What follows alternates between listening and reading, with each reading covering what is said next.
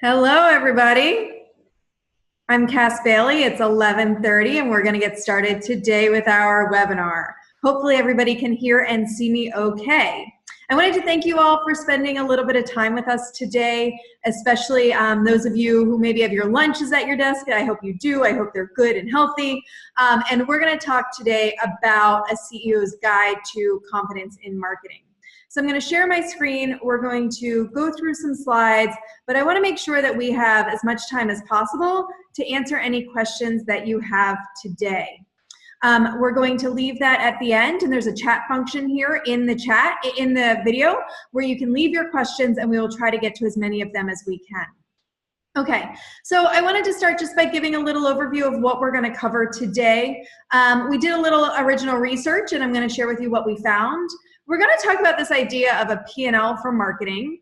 We're going to review alignment with business goals, measuring actions, identifying activities, prioritizing goals, creating a scorecard, and tracking results.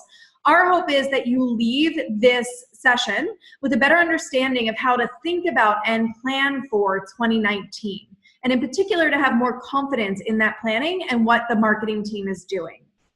So to get started, I wanted to review the research and what we found. We surveyed middle market CEOs. By that, I mean CEOs of mostly privately held companies between $10 and $100 million in annual revenue. We did it over the summer, in the summer of 2018, and we really focused on marketing communications in our survey.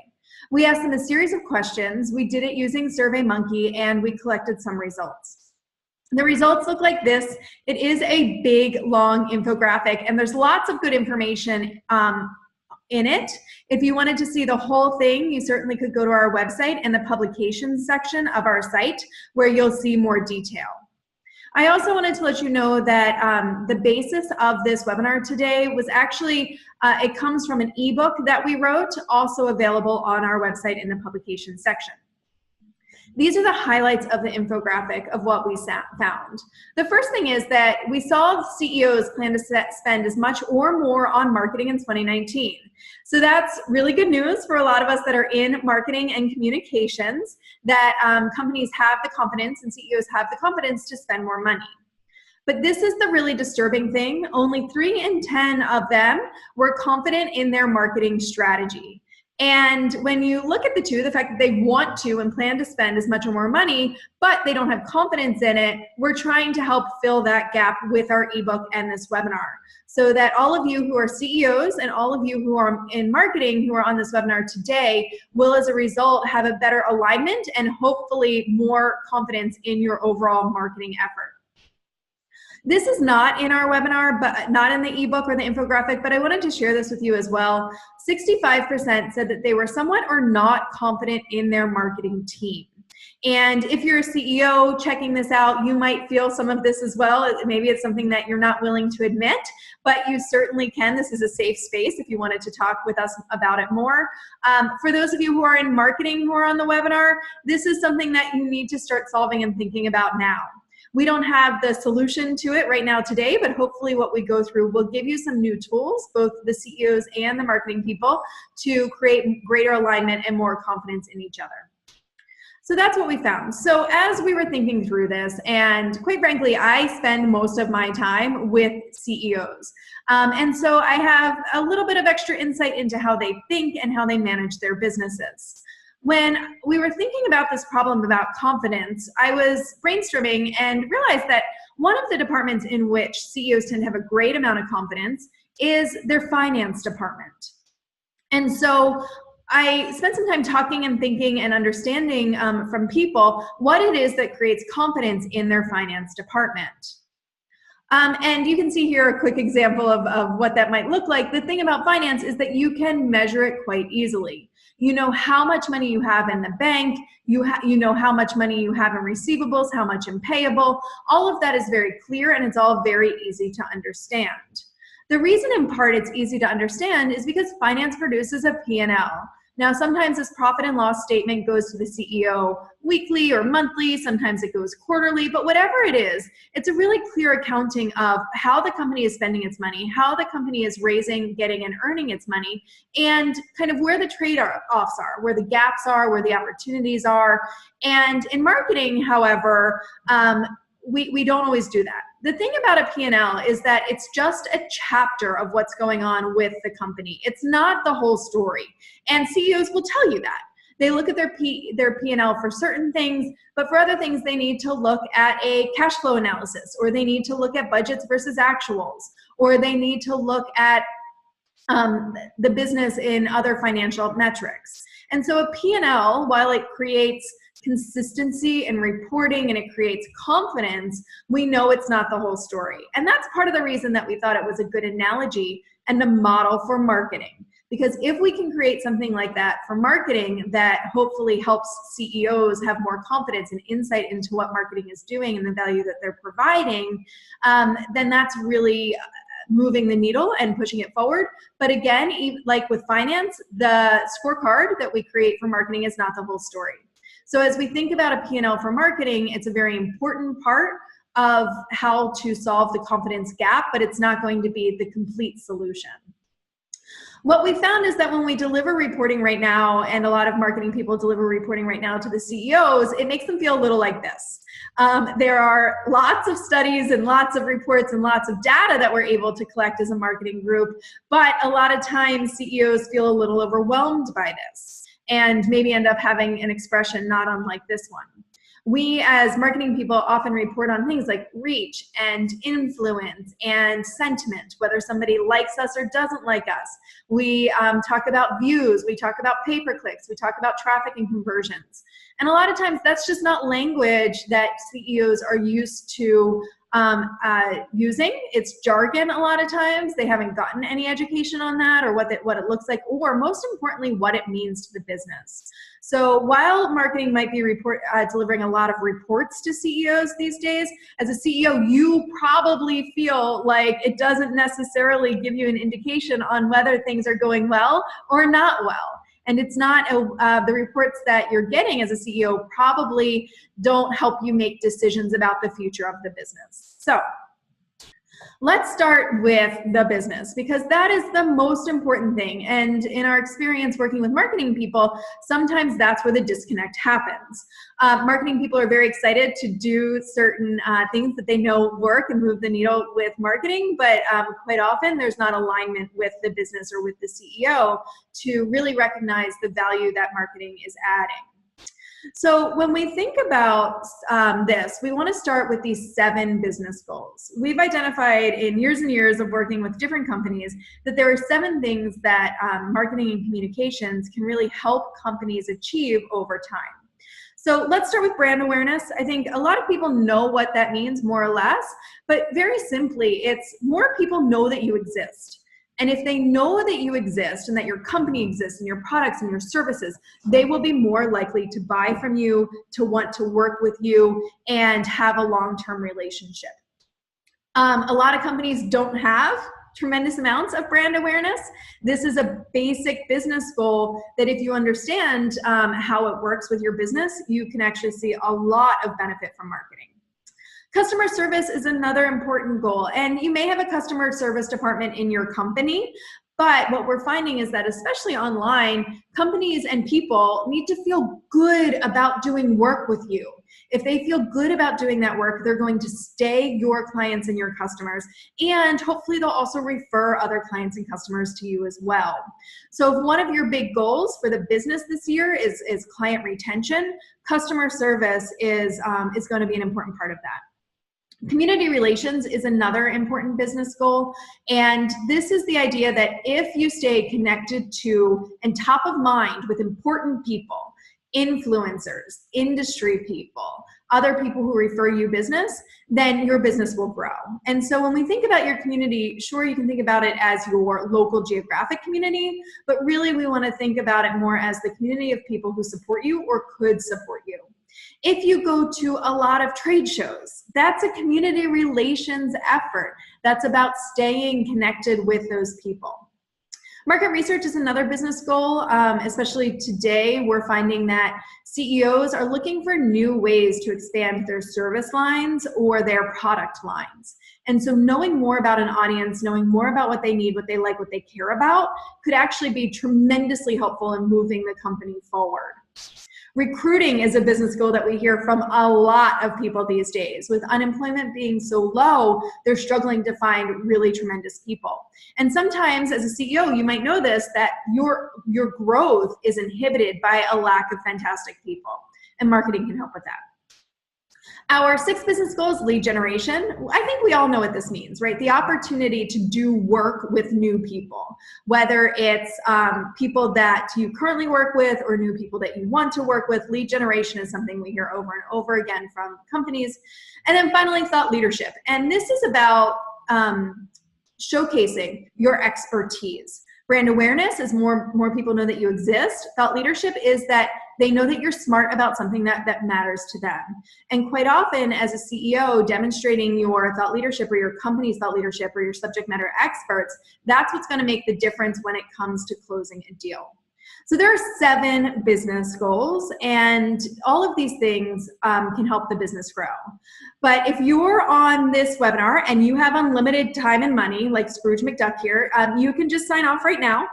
Most of us, however, do not. We do not have unlimited time and money. So as much as we would like to do all 7, and we think that our marketing team should be able to do all 7, that's unrealistic. Strategy, according to Michael Porter, is about making choices and trade-offs. It's about deliberately choosing to be different. So with these 7 business goals and what you have available in terms of people and money resources, we're going to have to start to make good choices to have good strategy to increase our confidence. So like babies, 2 is really the number. Anything more than 2 is overwhelming for most companies to try to achieve more than 2 business goals in a year. And so I'm coming back to this slide, and I'm going to ask you guys all just to take a moment to either bring up a screen on your computer, send yourself an email, or write down what are the 2 most important business goals that if you achieve these in the next 12 to 18 months, your company is going to be more successful. Okay, take a couple minutes and write that down. Now, if you're a CEO on the phone, you then need to go and have this conversation with your marketing team. If you are a marketing person on the phone, I would ask that you do the same thing. Sit down with your CEO, schedule that meeting. Don't do it now, do it after the webinar. Schedule that meeting and have a conversation with them about the 2 most important business goals that are aligned with the overall business strategy in the coming year. Okay, and here are your 7, so this is your cheat sheet. So once we have those business goals identified and we know that marketing and the business are aligned on where the company is going and what's the most important thing, we want to start to talk about what we want people to do. This is the way that we think about marketing and communication strategy. The most important thing on this slide is the piece at the end, the measurable action. So if we have a business goal in mind, in order to achieve that goal, we're going to need people to do things, right? We're going to need them to take some action, and we're going to want to be able to measure that.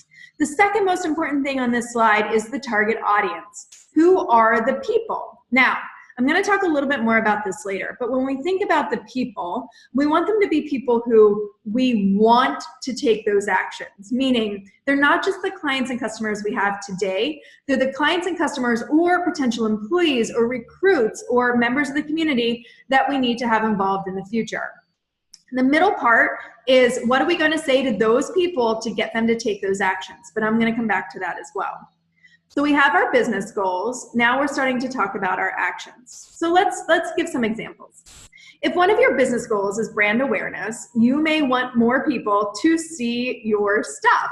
You might want them to read articles about you. You might want them to see you online for the first time. You might want them to take something that you've done and share it with their communities, because their communities will then see your stuff. They'll see information about you, and they might be more likely to learn more and possibly work with you or buy from you in the future. So those are some actions. Read your stuff, share your stuff, pass your stuff along, interact with your stuff as examples. Lead generation. Let's think about some actions that could generate leads. Well, the first thing is you need people to, in a lot of cases, go to your website or pick up the phone or email you or fill out a contact form or sign up to come to one of your events. Those are potential actions because if they're at an event, they have an opportunity to meet with you, and that opportunity to meet with you is what could turn into new business for you. So those are some examples. If our business goal is recruiting, we want people to sign up and apply for jobs online and internships online. We want them to come to career fairs. If they're coming to a career fair, we want them to visit your booth and talk to you about the opportunities that you have. Or you may want somebody to refer you new employees. Those are some actions that we would want them to take. So here is a big fat list of potential measurable actions. Since hopefully you've all written down your business goals, take a look at this list and select a couple of things, a couple of actions that fit under those two business goals for your business. I'll read a couple of them. You want them to see your brand, leave an Amazon review, talk about you online, answer a question, buy from you. Down here in the bottom corner, you'll see buy again, buy again, buy again. A lot of us as CEOs know that retaining customers and increasing the total lifetime value of a customer is just as important, if not more important, than getting new customers. And I think a lot of times that's overlooked as a marketing function. That's seen as a customer service or support function. But the more a company feels good about doing work with you, the more likely they are to continue to do that work with you and to also send you other customers. So I gave you a big, huge, long list of actions right here. Hopefully you've all now taken an opportunity where you have your business goals to write down 2 or 3 of these actions under your business goals. So if you were to write down and have this conversation, not just about the 2 to 3 that you wrote down today, but the 3 to 6 that would actually move the needle for you, that's 12 potential actions that you want people to take. Now, as a CEO, you may not know all of these answers yourselves. You may want to sit down with your head of sales, or your head of accounts, or your head of service, or your head of delivery, or whoever it may be, to understand the actions that are most critical for people to take. Because for them to take these actions, that's what's going to grow your business. I'll tell you that when you start to have those conversations, you'll probably learn a lot about your business, and you'll probably have greater insight into how marketing works with all of the other departments. This in and of itself will generate greater confidence in what it is that marketing is doing and how it's interacting with and supporting the rest of the business. So I put this list up again for those of you who haven't had a chance to write it down. Of course, you get the recording of this, and if you'd like the slides, we can send that to you as well. So far we've given you 2 cheat sheets to use with your marketing department. You want to take your 7 business goals and this measurable actions slide as well, and these hopefully will form the first meeting and the basis of the first meeting as you're planning your 2019 marketing strategy. Okay, so congratulations. If you've had that meeting, you've done a great job already. You're probably feeling more confident about the value that marketing is going to add. Hopefully you're also feeling a little more empowered about how to talk with marketing and how to direct them to get what it is that you want from them. So now let's talk about activities. So we have the business goals, what we need marketing to achieve. We have the actions, what we want people to do. And then there are so many different things that marketing can put into the plan in order to generate those actions. But before that, I want to stop for a quick second. I mentioned previously that the targeted audiences are the second most important part of your strategy. Measurable actions being first, targeted audiences being second. If you don't know the people that you want to take these actions, you're not going to be in a place to have confidence that those actions will actually be taken. And that's problematic. So when we talk about knowing our people, and we work with a lot of CEOs on these conversations, a lot of them think they know generally about their targeted audiences. They tell us things like they have a certain job title and they work in certain companies or they're in certain locations, or they have certain family situations or average household income. And those are great demographics.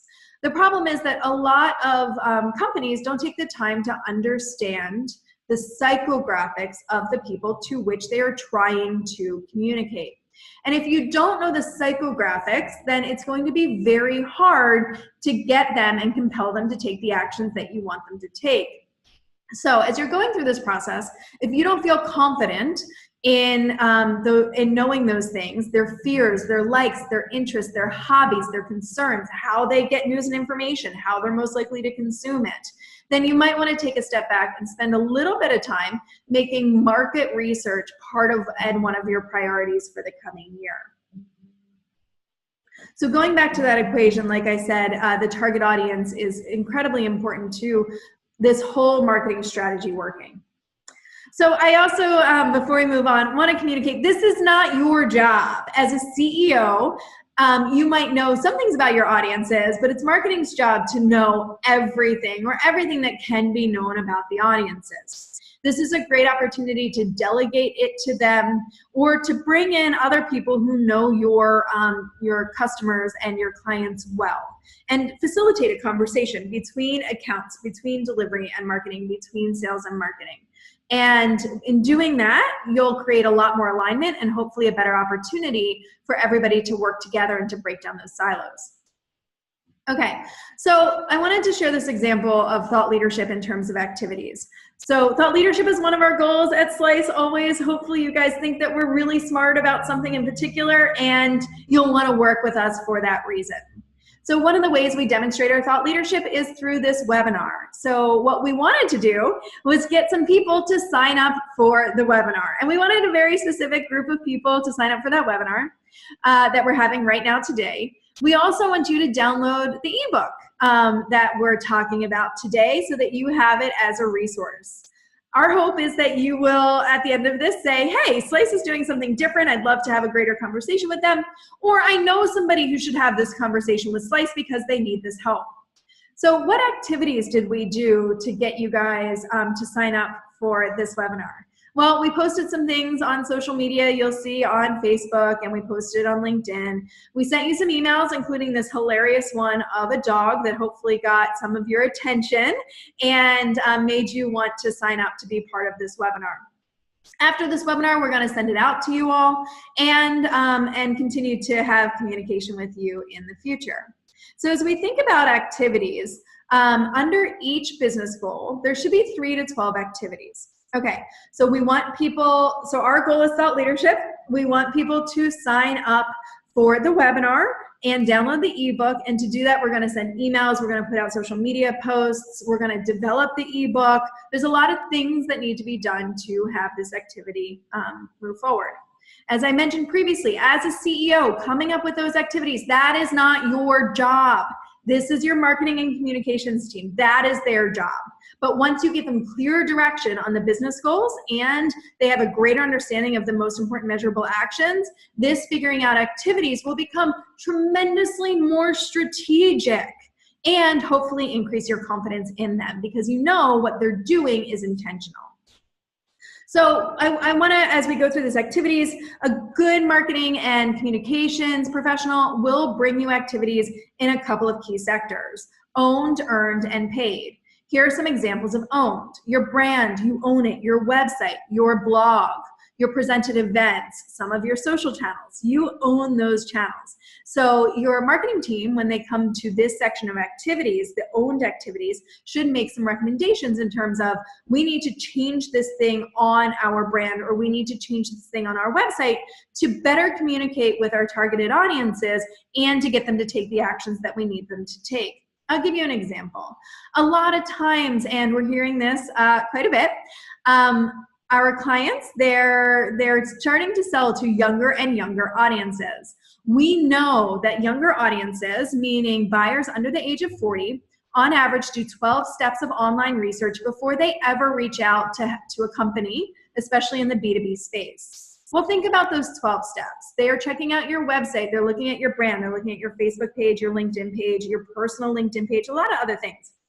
So if we want a younger B2B audience to buy from us, to generate leads, or to want to talk to us about doing business together, we need to make some recommendations in terms of activities to clean up and to improve our owned media channels. The second one is earned. We need to have some activities that fall into the category of earned. These are things like media coverage, editorials, speaking opportunities, or awards.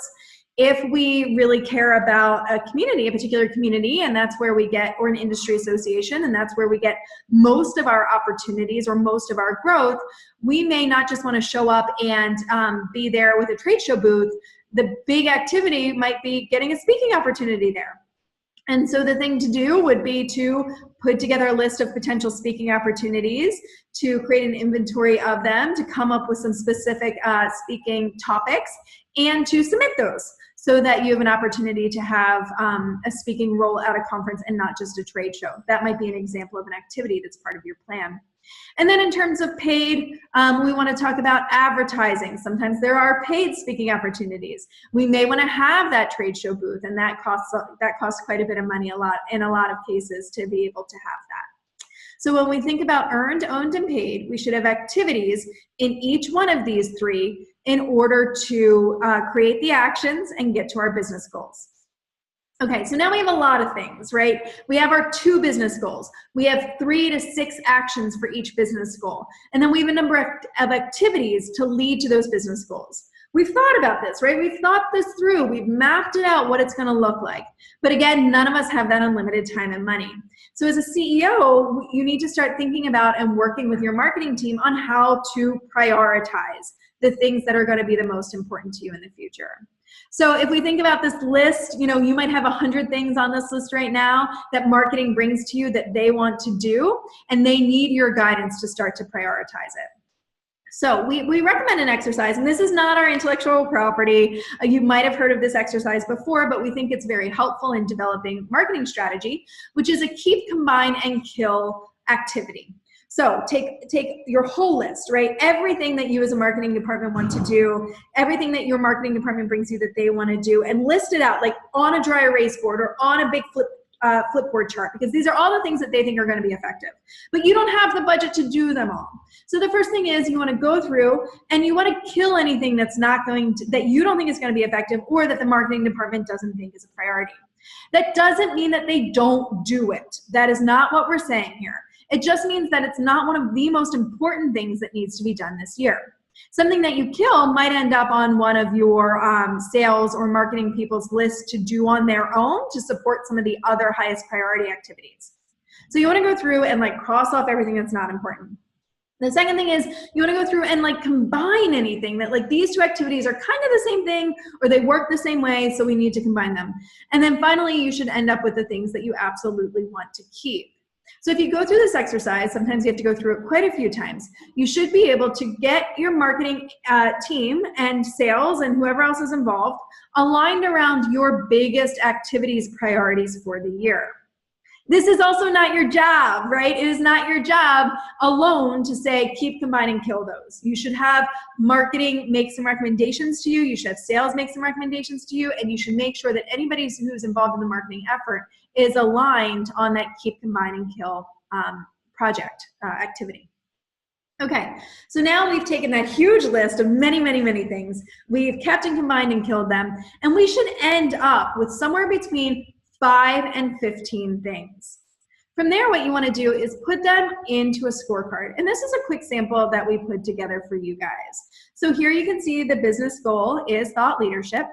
Your actions or your results goals, right? Your measurable actions are, I want people to download content because then I get their email addresses and I can market to them on an ongoing basis. And I want them to attend events. I want them to be there in person. I want an opportunity to talk with them in person. And I want the opportunity to talk with them after the event. The activities goals, the things that will actually create those actions, would be producing an ebook or an infographics, sending email broadcasts, and by that I mean email blasts, but sending out emails, generating some media coverage about the event so that people know about it, generating some new impressions on LinkedIn if you're in a B2B space. So we want people who don't know about us, or even people who do know about us, to see our stuff on LinkedIn. If your business goal is recruiting, your actions or results would be applying for jobs, applying for internships. The activities would be to grow a segmented list of applicants, attend recruiting events, and showcase the culture with social media posts. You can see here that I put some information in around benchmarks. You may not have this data, and I'll talk about this in a second, but the benchmark is what you've been able to achieve. So for instance, maybe we had 80 people download content last year. Our goal for this year is 100. Maybe we had 800 people attend events. Our goal is 1,000, etc. You also want to put the timing in there. How, like, you want to have this goal over what period of time, right? Because we set SMART goals here. So is it an annual goal, a monthly goal, a weekly goal? And then once you know your overall goal and the timing, you can break it down into a weekly metric. And that weekly metric is, for instance, if we want to have 80 people down or 100 people download our content every week, we should have around 2. Now, the way that marketing works, and I think most people know this, is that things kind of come in waves at times. We host Social Media Day in Philadelphia, and that event typically gets between 500 and 600 people. Well, if our goal is 1,000 people, we know that a lot of people are going to come to that event. And so there will be a big wave around that time, and then smaller little events leading up to it. The point is not to say that there should be 20 people at every week attending an event, right? But that is our success metric to know if we're on track or off track. Those of you who are familiar with EOS, or the Entrepreneurial Operating System, this might look very familiar to you. We just wanted to adapt it for our approach to marketing communications. If you're not familiar with EOS, you might want to check it out. If this sort of approach resonates with you, you can purchase the book Traction or check out the website eosworldwide.com.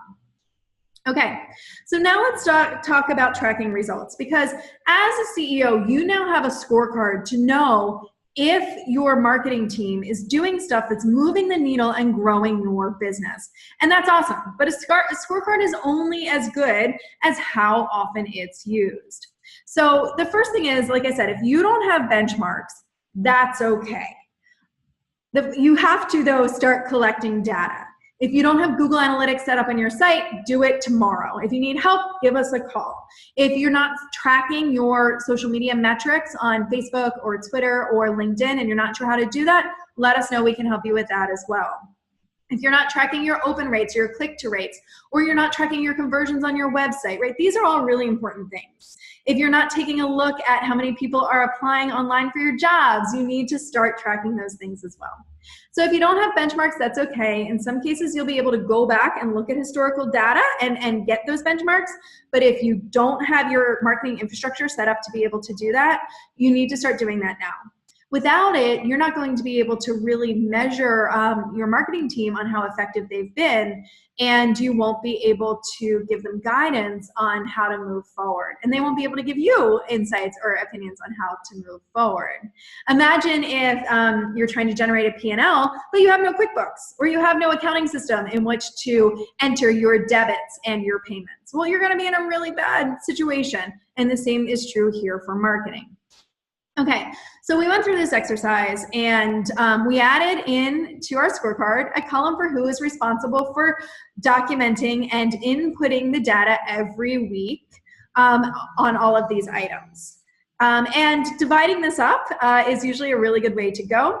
Sometimes sales might have to generate some of this data for you. Sometimes your recruiting department or your HR department will have to generate this data. So we want to make it sure that it's something simple. Ultimately, marketing is going to be judged and held accountable on how effective they are, but that doesn't mean that they have access to all of the data that you need in order to make those decisions. So creating the scorecard and getting everybody aligned across the company in terms of who's responsible for what data will also create more alignment and get people more involved and hopefully bought into what it is that marketing is doing. So here you can see for an example, download content. We started, our goal per week is 2, and we didn't get any week 1, right? So we're off track. Week 1 or week 2 we got 1, week 2 we got 2, and then week 5 we got 6. We did something really great in week 6, and that generated success. And so once you're starting and you're getting this data from your marketing department on a regular basis, you can have meaningful conversations with them in terms of what's working and what's not working. The most important thing is what's not working, right? And now as a CEO, you have the opportunity to focus your time and effort instead of looking at like tons and tons of reports and saying, what is reach again? What does awareness mean again? Why don't we have data in terms of how many people are applying for jobs, right? You have all of that and you spend your time with your marketing team talking about how to get better and better and better. And I think that's a really big opportunity to create more confidence between the groups. So I wanted to put this back up again. Strategy is about making choices and trade-offs. It's about deliberately choosing to be different. So now that we have the scorecard and we understand what's working and what's not, we can get smarter about the choices that we're making and how we're deploying our marketing funds. So now you got this, right? You got this. You got your scorecard. You know where your marketing team is spending your money, where they're spending their time, and what results they're trying to generate. Your company might be in a spot where you have lots and lots of different products and services, and that's fine. We all, though, need to make priorities. We need to make choices about which product or service is going to be most effective to grow our business in the next 12 to 18 months. Any situation that you're in where you have tons and tons of products or services, you may want to create a separate scorecard for each one of those groups and the marketing people in each one of those groups that all hopefully roll up to a chief marketing officer who can talk to you about those things more specifically. I did want to let you guys know a little bit about what we do at Slice. We do PR, social media, email marketing. We don't do branding, websites, things like that. We can't help you there. And a little bit about us, like I mentioned, we do host Social Media Day in Philadelphia. It's going to be on June 27th this year. I hope you all can come out and check it out. And we do run on Traction, as I mentioned earlier. We're also a certified woman-owned business. So with that, I'm going to take some questions. I saw that quite a few came up just a second ago, and so I'm going to go over to them. You can also post any questions that you have right now. Very good. Okay, so I got a question that somebody sent specifically about some of the scorecarding technology that we use. You can see here that we are doing and using primarily Google Sheets. But if you have a more complicated or a more advanced system where you keep data and scorecards, or if you want to build something custom, you can certainly do that as well.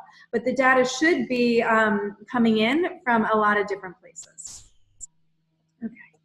Any other questions that anybody has related to that? Or related to anything that I had to talk about today?